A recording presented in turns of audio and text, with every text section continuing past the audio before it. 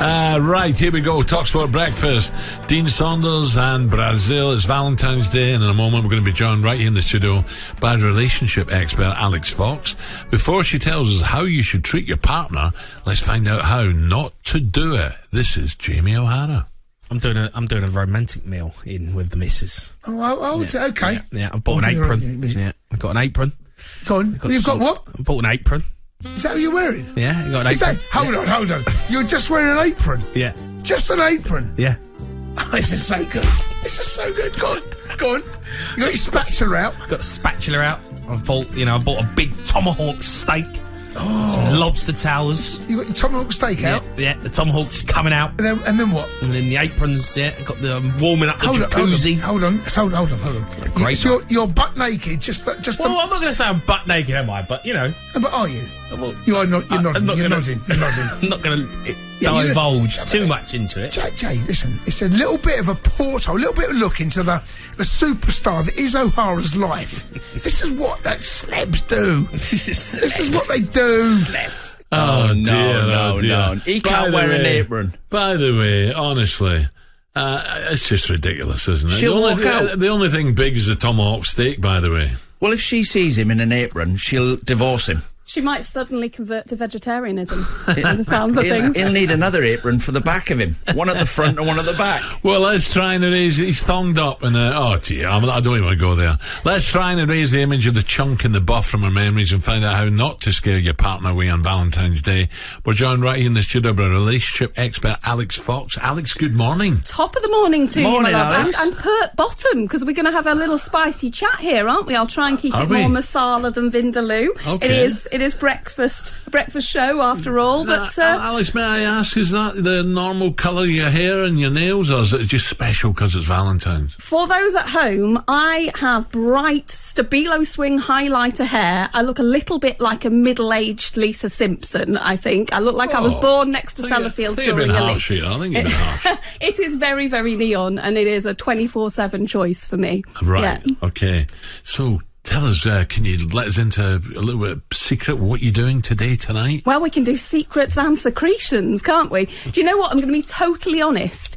Because Valentine's Day for me is someone who's worked for 20 years talking about sex and relationships. So I started a little bit like, I think the wheel was a new concept. Fire had just been introduced to the world. I feel like I've been doing it a long time. And Valentine's for me is a little bit like erotic Christmas. It is that time of year where I'm so much in demand that I'm a husk of a human by the time of the 14th arrives. So me and my husband, we celebrate the week after. Alex, you know we're on the radio, don't you? Before you go any further. Well, not really. Look, telly as well. And the tally, yeah. Yeah. What are you going to say next? Well, I can what would feel you which like way to this chat is going. to me about? Go on, tell us. Well, I'm actually here, unfortunately, with some slightly bad news. Oh, no. I've got some statistics that suggest that our you're pink parts are a little bit... They've got the blues a little bit. You're on your third marriage? Or? No, this is my first. What do you mean It's the my blues? husband's The blue second, but pills? I think he Or the upgraded. what, you we fed can up? talk about that if you want. Get in here. Sorry. That's fine.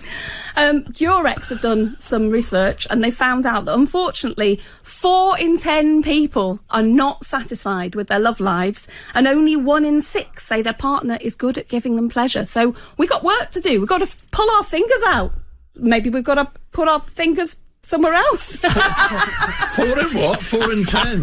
4 in 10 folks say they're not happy with their love lives. It's not a great number, is it? I think we can improve that. Yeah, but what ages are we talking about? Like, Dino and I are old now, you know. Those days are gone, Dino, aren't they? Well, my mate said to me yesterday, you know, when I met my wife, on her bosom she had a little bird tattooed. Oh, no. A little robin. Yeah. He said, it looks like a giraffe now.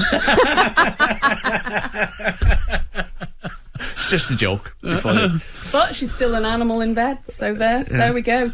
Do you know, I speak to a lot of people who've had really long-term relationships. They have been together since the dawn of time. Mm-hmm. And one thing that they tell me works for them is actually scheduling time for intimacy, putting a date in the diary when they're going to get down to it. Does that not tickle your pickle? Off the cuff, surely.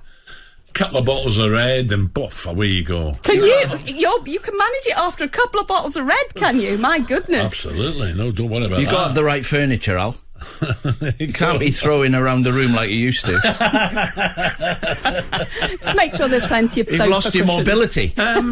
So when you've scheduled your night with a hubby, any special drinks or food you should have before you get at it? Do you know my top tip when it comes to romantic dining and preparing saucy meals for your partner is get down to business first before you eat. I always say fork first, plate second, spoon last. Because how many times have we gone out for an indulgent gastronomic experience and you think you're going to come home to a night of loving and what you've got is gastro distress, haven't you? You know, you're full, you're feeling lethargic. I don't think anybody is their best when they've got a tomahawk steak. No, well, that's the chunk. them. You know, he doesn't know what he's talking about, does he? You know, No, he's putting just an apron he's on. piled it on as well, hasn't he? You know what I mean? Dino's good. Dino will go a couple of days without eating, won't you? Yeah. Jamie, though, he said, he's because he's put that much weight on, he's got on top of his girlfriend the other day, and he's burned his bum on the light bulb.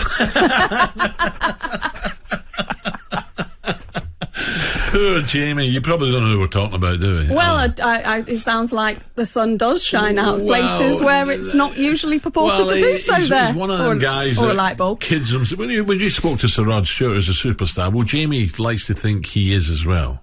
More a disaster than a superstar. But Jamie's he's full of himself, isn't he? He's got the patter. So he thinks he's a bit like He gets Rod, you in but- the door. He can get you in the door. Right. And then what he does after that. So he's a good lubricator of situations, is he? Yes. Excellent. Well, he thinks he is. What about, do you have a little glass of champagne, or is it wine, or when you... I like a little tipple. I'll have a glass of bubbles. That tickles my pickle, floats my boat, inflates my dinghy. Yeah, but you've got to be careful not to have too much, haven't you? Because otherwise you can end up with a little case of brewer's droop, or end up catching Z's instead of being X-rated. We're not talking about 8 pints here. We're talking about a couple of glasses of bubbly. That's all right. Or a couple of glasses of Chablis or Pinot Noir, something like that. What time we teeing off in the morning now? So where are you going from here? From here, is that you? Have you got a few little gigs on today? I've got, oh my goodness, an A to Z of all things X-rated today. I've got a very packed schedule. Have you? Yes, yeah. I'm not sure quite how much I can reveal on a... come on, please. But be careful, because it's early, but, you know. Okay. Well, later on I shall be discussing my experience of underwater bondage. So that's definitely the wild Sounds like end of the drowning to spectrum. me, that, isn't it? Simply Underwater drowning. bondage. Let me just think about this. Underwater bondage. This is the most extreme thing I've ever done in my job. I paired up with an expert in Japanese shibari, which is the art of artistic rope tying, part of the sort of S&M experience. I donned scuba gear and then let him tie me up in a swimming pool. So it's like the ultimate in submission. I thought you were going to jump in the Thames over there. Oh, so it's in a pool. So do you have an oxygen tank on? Yes, I do, until the oxygen is withdrawn at the ultimate point of trusting somebody else. Yeah. Underwater. I might try that tonight. Underwater bondage. Maybe don't do that one tonight. Alex, we're out of time, but that is fascinating. Yeah, thanks, Alex. I'm not sure that I've really given any practical tips for people at home here, but maybe some food for thought. No, I think they've got the drift of it. Don't worry about that. Yeah. I think they've got the drift. No, brilliant. Listen, have a great day.